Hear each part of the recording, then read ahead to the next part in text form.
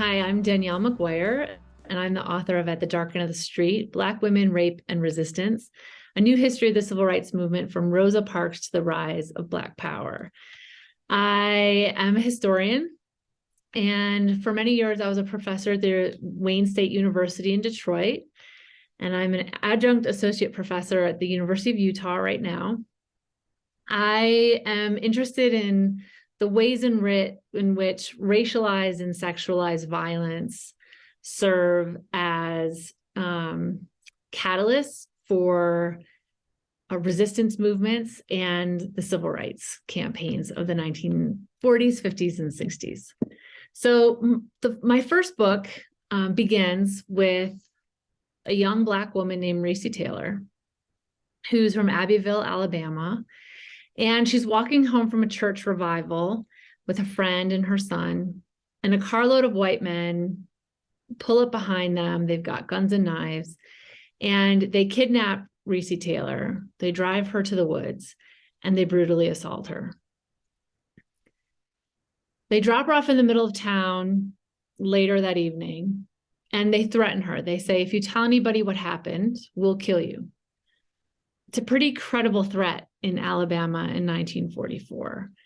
But Recy Taylor doesn't stay silent. She speaks up. She tells her father, she tells her husband, and she tells the local sheriff the details of this brutal assault. And a few days later, she gets a phone call.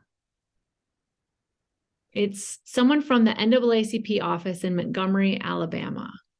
And they say that they've heard about what happened and they want to help her.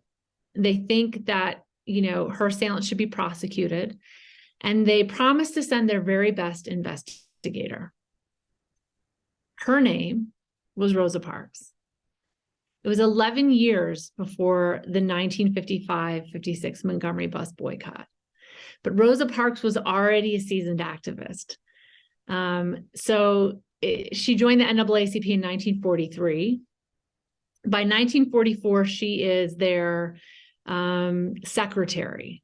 And I think too often we think of secretaries as people who do office work. They file papers, they take notes, things like that. But Rosa Parks was really more like a field secretary.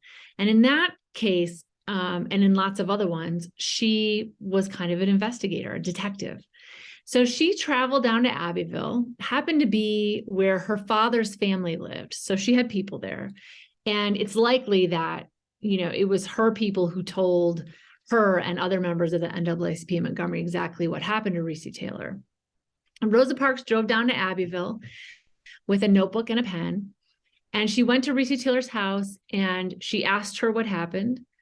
She took Taylor's testimony, she scribbled it down on a little notepad and took Taylor's testimony back to Montgomery, where she and the city's most militant activists organized the Committee for Equal Justice for Mrs. Recy Taylor. It was at first just a small pressure campaign, really, to try to force local prosecutors and the grand jury to bring Taylor's assailants to justice, but it became a nationwide movement. So from New York to California, Chicago, all the way down to Texas, petitions, postcards, and demands came flowing into the governor's office in Alabama. The Committee for Equal Justice ended up being what the Chicago Defender called. The Chicago Defender is one of the largest Black newspapers in the United States. They called it the strongest campaign for international justice to be seen in a decade. Okay, it was a big movement in 1944. And the Defender said it was second only to the Scottsboro case, which I think is really fascinating because we hear a lot about the Scottsboro case, but we hardly hear anything about the case for Recy Taylor, for justice for Recy Taylor. So anyway, that was one of the first big cases that Rosa Parks cut her political teeth on. And their efforts were semi-successful. They did force the governor to institute a private investigation. That private investigation showed that the men basically admitted to kidnapping and raping Recy Taylor, but they thought it was fine. They didn't see any problem with it. They had done it before, they said. And besides, they said, they gave her a couple dollars. So that was good. It got them on the record admitting to the assault. And it forced a grand jury hearing. The governor basically ordered a grand jury hearing. But because counties are in charge of those grand juries, all the grand jury members of Henry County, Alabama, which is where Abbeville was, they didn't see any reason to indict the assailants. So Recy Taylor's case didn't go anywhere really after that. But what I found in doing the research on this case was that there were so many cases like it that Rosa Parks and other Black women activists in Alabama got involved in, that I started to think about the Montgomery bus boycott in a different way. In fact, I was listening to NPR one day in 1998, if you can believe it. And there was a series on the radio called Will the Circle Be Unbroken? It was put together by Southern Regional Council. And they were interviewing veterans of the civil rights movement. And that day they were talking about the Montgomery bus boycott. And I was listening passively, and suddenly I heard a man named Joe Asbell, who was the city editor of the Montgomery Advertiser, which was the white newspaper in town. And he said, and I quote, "Gertrude Perkins is the most important person in the history of the Montgomery bus boycott, and nobody knows her name." At the time, I was a graduate student, and I thought I knew something about the civil rights movement, and I was like, Gertrude Perkins, that's ridiculous. Everybody knows it's Rosa Parks. What is this person talking about? And I was intrigued.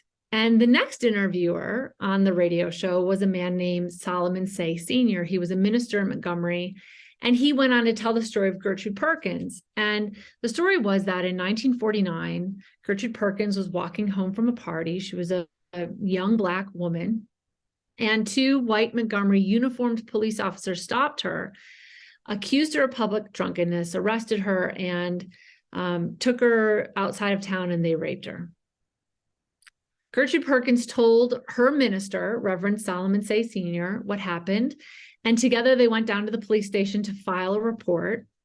The police refused to believe her, accused her of lying. So did the mayor.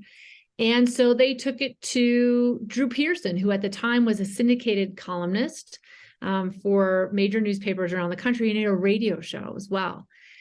For some reason, Drew Pearson decided to tell Gertrude Perkins' story on the radio the next day, and it shook up Montgomery. And activists there started a campaign to bring justice to Gertrude Perkins, and they started the Committee for Gertrude Perkins. It was very similar to the Committee for Equal Justice for Mrs. Recy Taylor, and it involved all of the same people.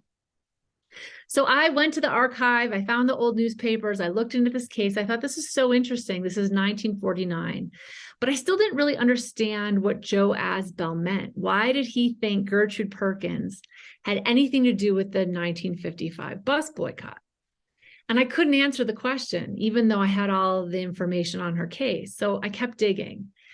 And what I found was that basically from Recy Taylor until the bus boycott, there are a series of assaults on Black women in and around Montgomery, Alabama, many of which happen on the buses, because the buses, it turns out, are sites of violence. Black women in Montgomery, Alabama at the time didn't have that many job prospects. One of the few jobs they could get were as a domestic working in white people's homes. And many of them didn't have cars because these jobs didn't pay very well. They had to take the bus. And so buses were sort of the bane of their existence. It was something they had to do. They had to take it. They had no choice. And they were run by bus drivers who had police power and used that power to enforce all of the intricacies of Jim Crow. And they used that power to abuse Black passengers, particularly women who made up 80% of the ridership on a regular basis.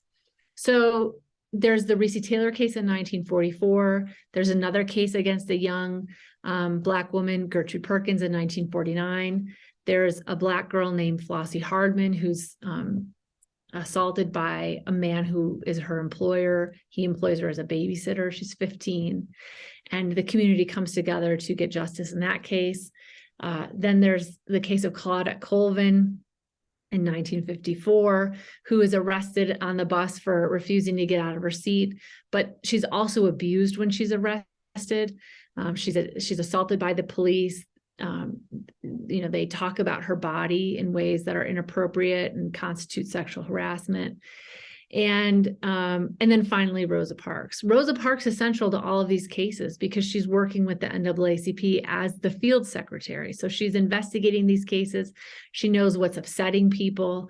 And she's in touch with the most radical women in Montgomery who belong to the Women's Political Council. So all of this research allowed me to rethink the Montgomery bus boycott as a women's movement for bodily autonomy.